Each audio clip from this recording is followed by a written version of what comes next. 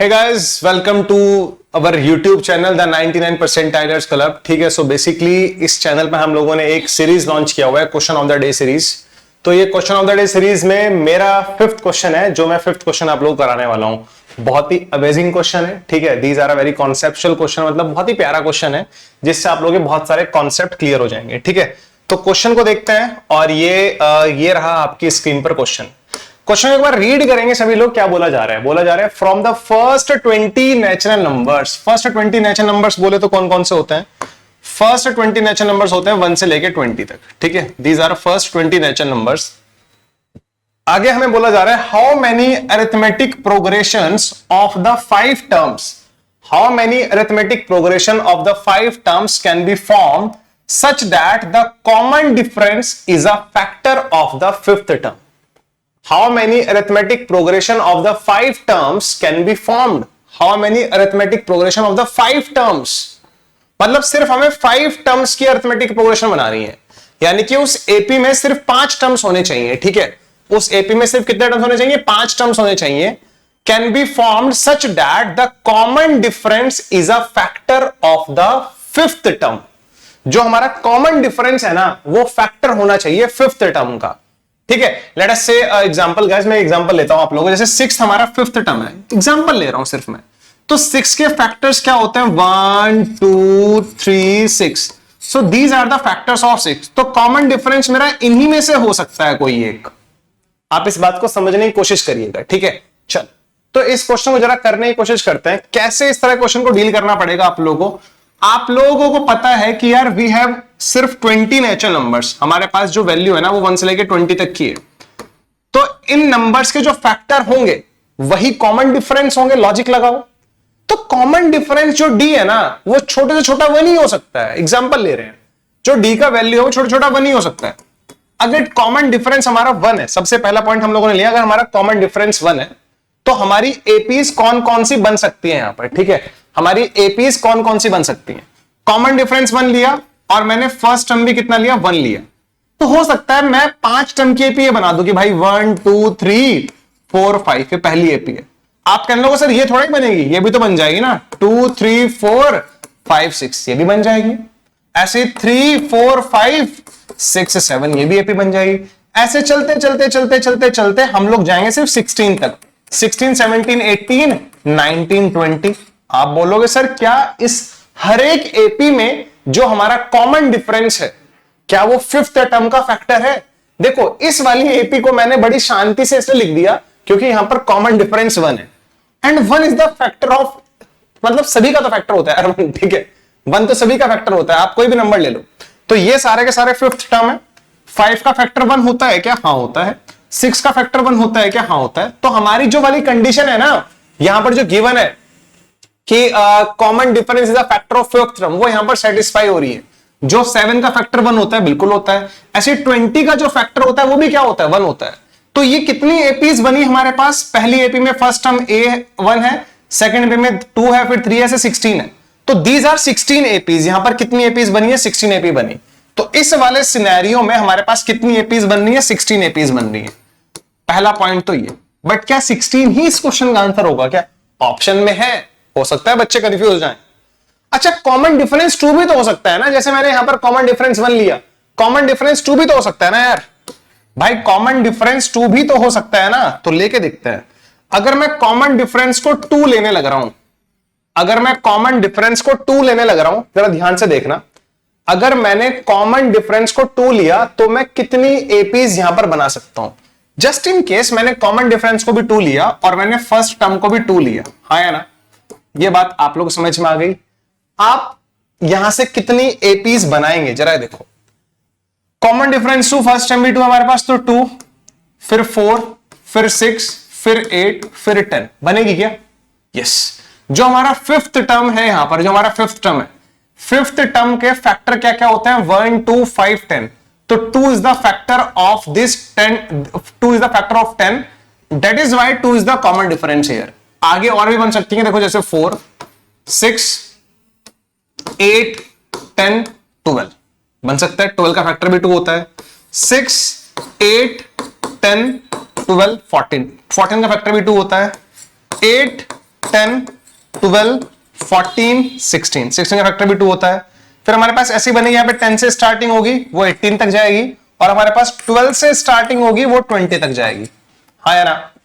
ये बात आप लोगों को समझ में आ गई क्या? यस। हो सकता है कुछ लोगों के मन में आ रहा होगा कि सर ने इसको 1 से क्यों नहीं स्टार्ट किया। हो सकता है आप लोगों के मन में आ रहा होगा। आपको पता है अगर मैं इसको 1 से स्टार्ट करता तो 1, 3, 5, 7, 9 आता। क्या 9 का फैक्टर 2 होता है क्या? नहीं होता। थोड़ा दूर का सोचा करो, ठीक है? कुछ काम ओरली करने की कोशिश किया करो। 1, 3, 5, 7, 9 एपी में है, बट जो 5th टर्म है ना उसका फैक्टर नहीं है 2। क्वेश्चन की कंडीशन कॉन्ट्राडिक्ट हो जाएगी, तो इसलिए मैंने 1 से स्टार्टिंग नहीं करा, इसलिए मैंने 2 से स्टार्टिंग की। ठीक है, आई होप आप लोगों को समझ में आया होगा। तो ये हमारी 6 एपी और बन गई जी। ये हमारी 6 एपी और बन गई। आपको पता है 16 एपी हमारे पास पहले बन चुकी है, 6 एपी और आ गई हमारे पास। ये बात बिल्कुल क्लियर रखना, समझने की कोशिश करना और इन चीजों। अच्छा, कॉमन डिफरेंस 3 भी तो हो सकता है ना? कॉमन डिफरेंस 3 भी हो सकता है। मैं गेम ही सारा का सारा कॉमन डिफरेंस के साथ खेल रहा हूं। आप मुझे और कोई एपी बता दो जिसमें कॉमन डिफरेंस 2 हो और जिसका 5th टर्म है उसका फैक्टर हमारे पास कॉमन डिफरेंस आ रहा हो। नहीं मिलेगी आपको, आप चेक कर लो। ठीक है, आप बोलो सर 14, 16, 18, 20, ये सिर्फ 4 टर्म्स है हमारे पास। आप कहोगे 22 लिख लो। अरे क्यों लिख लो 22? 22 तो है ही नहीं ना। फर्स्ट 20 नेचुरल नंबर्स तो हमें फोकस करना है, तो मैं 22 कैसे लिख सकता हूं? यहाँ पर नहीं लिख सकता। तो जिन ऐसी एपीज जिनका कॉमन डिफरेंस 2 है और फर्स्ट टर्म 2 है, तो वो यही 6 एपीज बनेंगे हमारे पास। आई होप आप लोगों को बात बिल्कुल क्लियरली समझ में आ गई होगी। आगे बढ़ते हैं, जरा आगे बढ़ते हैं। अब ऐसी एपी जिसमें कॉमन डिफरेंस हमारे पास 3 है। कॉमन डिफरेंस 3 लिया मैंने, फर्स्ट टर्म भी 3 लिया। आप बोलोगे सर ना इस बार फर्स्ट टर्म आप 1 और 2 क्यों नहीं लिया? फर्स्ट टर्म अगर मैं 1 लेता तो एपी बनती 1, 4, 7, 10, 13। क्या 13 का फैक्टर होता है क्या 3? नहीं होता। तो ये तो एपी में कंसीडर नहीं करेंगे। ऐसे अगर आप लोग 2 लेते हैं, यहां पे 2 + 3 5 + 3 8 + 3 11 + 3 14। ठीक है, क्या 14 का फैक्टर होता है क्या 3? ठीक है, यहां पर नहीं है। ठीक है, तो इसलिए मैंने इन फर्स्ट टर्म को 1 और 2 नहीं लिया, मैंने सीधा फर्स्ट टर्म को 3 इसलिए लिया। अगर मैं फर्स्ट टर्म को 3 ले रहा हूं तो इस एपी के जितने भी टर्म्स आएंगे, फर्स्ट टर्म भी 3 है और कॉमन डिफरेंस भी 3 है, वो सारे के सारे 3 के मल्टीपल्स आएंगे। जैसे 3 आया, 6 आया, 9 आया, 12 आया, 15 आया। You guys can check it out, आप लोग इसको चेक कर सकते हैं। यदि हमारे पास लास्ट 5th टर्म 15 है तो 15 के फैक्टर्स क्या होते हैं हमारे पास? 1, 3, 5, 15। सो 3 इज द फैक्टर। जो कॉमन डिफरेंस है वो 5th टर्म का फैक्टर होना चाहिए। नेक्स्ट आप 6 से स्टार्टिंग कर सकते हो अगली एपी बनाने के लिए। 6, 9, 12, 15, 18 ये बनेगा क्या? हाँ या ना? बोलो जरा। तो ये 2 एपी हमारे पास और बनेंगे। आप कहोगे सर आगे 9 क्यों नहीं ले रहे? अगर मैं 9 लूंगा ना, यहाँ पर 9, 12, 15, 18, 21 हमारी पहुंच का नंबर नहीं है। हमें सिर्फ स्टार्टिंग के 20 नेचुरल नंबर लेना है, तो ये तो अपने काम का नहीं है। ये तो अपने काम का नहीं है।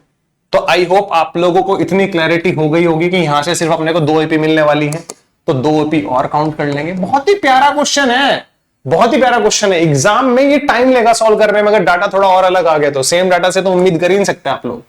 अब हम लोगों ने कॉमन डिफरेंस 4 लिया। कॉमन डिफरेंस 4 है तो हमारी पूरी कोशिश रहेगी जो हमारा फर्स्ट टर्म हो 4 का मल्टीपल हो।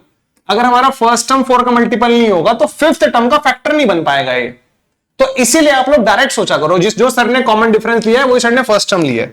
तो यहां से जो एपी बनेगी वो क्या बनेगी? 4, 8, 12, 16, 20। इससे कोई दूसरी एपी तो आप सोच भी नहीं सकते। अगर आप 8 से स्टार्टिंग करोगे तो वो 24 पे जाके खत्म होगी। वहां तक हमारी पहुंच नहीं, हमारी पहुंच सिर्फ 20 तक। हमें स्टार्टिंग के 20 नेचुरल नंबर्स पर रिसर्च करनी है। ठीक है, तो एक एपी हमें और मिल गई। बच्चे ऐड कर लो इनको।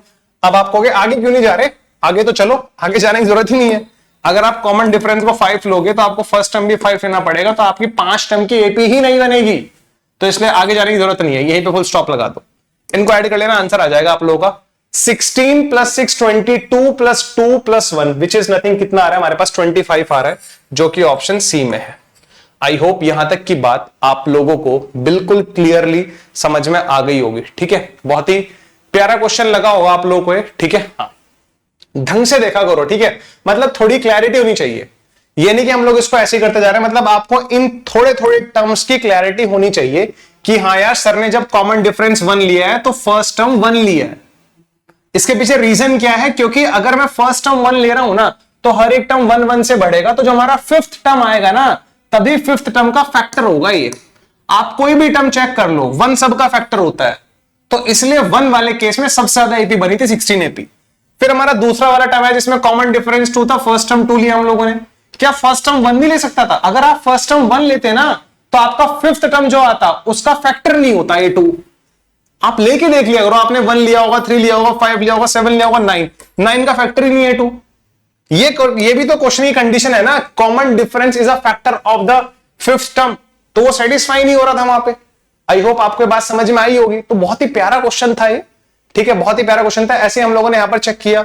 और ये भी ध्यान रखना चाहिए, अच्छा 10 से स्टार्ट कर रहे हैं तो अगली एपी लेंगे 12 पे। एग्जाम में इतना लिखने की जरूरत नहीं है, ये थोड़े लिख के दिखाना है। आपको पता है अगर पहला एपी ये है तो दूसरे एपी का आखिरी टर्म 12 होगा, तीसरे एपी का 14 होगा, 16 होगा, 18 होगा, 20 होगा। 6 एपी बनेगी, दो का डिफरेंस देख लो ना, 10, 12, 14, 16, 18, 20, 6 एपी ये बन गई। वहां पर बिल्कुल क्लैरिटी होनी चाहिए थी। अच्छा 1 से लेके जा रहे हैं 16 तक जा रहे हैं, क्योंकि 20 पे कोई खत्म होगा, 17 लेंगे तो 21 पे खत्म होगा, हमारी पहुंच से बाहर। 16 ये बनी, 6 बनी। फिर हमने कॉमन डिफरेंस 3 लिया, फर्स्ट टर्म 3 लिया, तो पहला टर्म 3 लिया, खत्म हुआ 15 पे। दूसरा लिया 6, खत्म हुआ 18 पे। अगला लेने की जरूरत नहीं है क्योंकि 20 के आगे चला जाएगा। तो 2 एपी हमारी ये हो गई।